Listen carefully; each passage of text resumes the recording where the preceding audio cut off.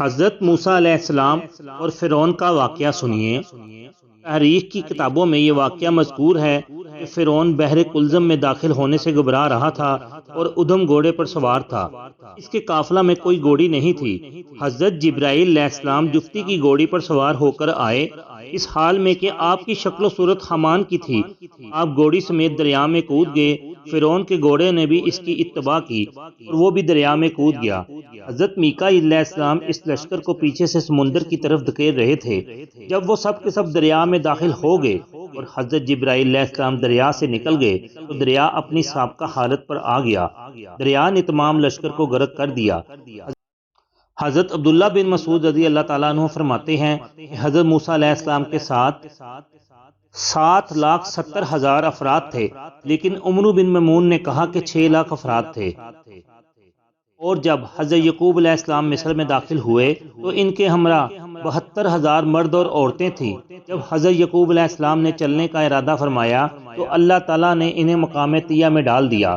انہیں معلوم نہیں تھا کہ وہ کہاں جا رہے ہیں۔ حضرت موسیٰ علیہ السلام نے بنی اسرائیل کے عمر رسیدہ افراد کو بلایا اور ان سے ان کے متعلق سوال کیا۔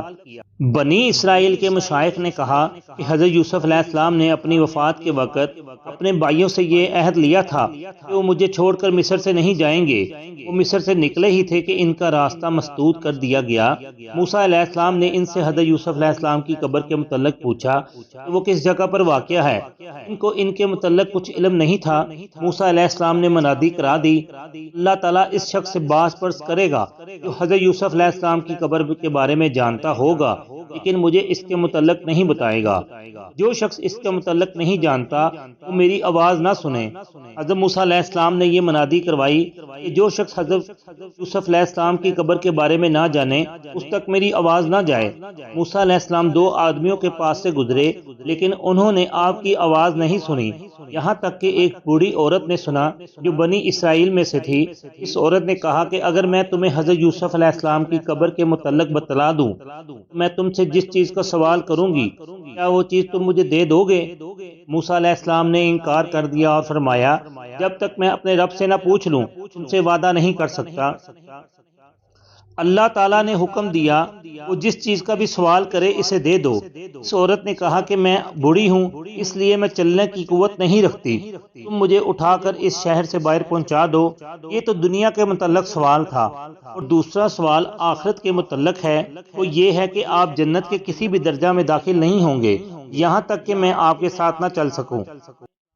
یعنی کہ حضرت موسیٰ علیہ السلام اس بوڑھی عورت کو جنت میں ساتھ داخل کروائیں گے۔ حضرت موسیٰ علیہ السلام نے اس بڑھیا کی شرائط کو تسلیم کر لیا۔ اس بڑھیا نے کہا کہ حضرت یوسف علیہ السلام کی قبر دریائے نیل کے درمیان میں ہے، آپ دعا کیجئے یہاں تک کہ اللہ تعالیٰ اس جگہ سے پانی کو ہٹا دے۔ موسیٰ علیہ السلام نے اللہ تعالیٰ سے دعا کی تو اللہ تعالیٰ نے اس جگہ سے پانی کو ہٹا دیا۔ حضرت موسیٰ علیہ السلام نے یہ بھی دعا کی کہ طلوع فجر کو اس وقت تک موقوف کر دیا جائے جب تک حضرت یوسف علیہ السلام کے معاملہ سے فراغت ہو۔ موسیٰ علیہ السلام نے اس جگہ کو کھودا اور وہ صندوق نکالا جس میں حضرت یوسف علیہ السلام کا جسم محفوظ تھا۔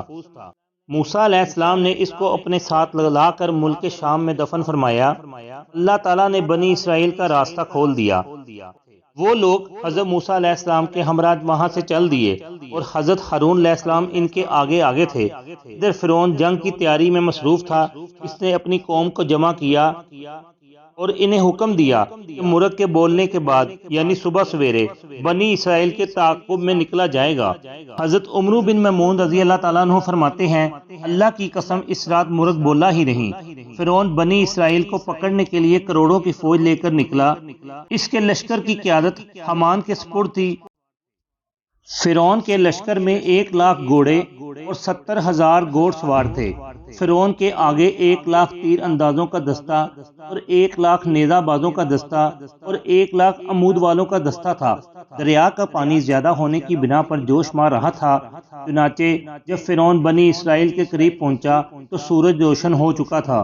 حضرت موسیٰ علیہ السلام کے ساتھی گھبرا گئے۔ اللہ تعالیٰ نے موسیٰ علیہ السلام کو بذریعہ وحی حکم دیا کہ اپنا عصا سمندر میں مارو۔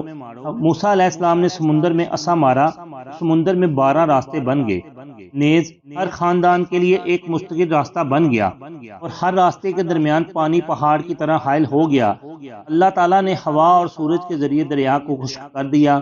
بنی اسرائیل کا ہر خاندان ایک ایک راستہ سے سمندر میں داخل ہو گیا، کیونکہ ہر راستہ کے درمیان پانی اس طرح حائل ہو گیا تھا کہ ایک خاندان دوسرے کو نہیں دیکھ سکتا تھا۔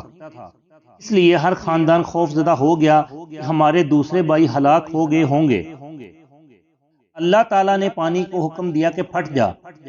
پانی میں کھڑکیاں بن گئیں اور ہر خاندان دوسرے خاندان کو نظر آنے لگا، وہ ایک دوسرے کی آواز سننے لگے۔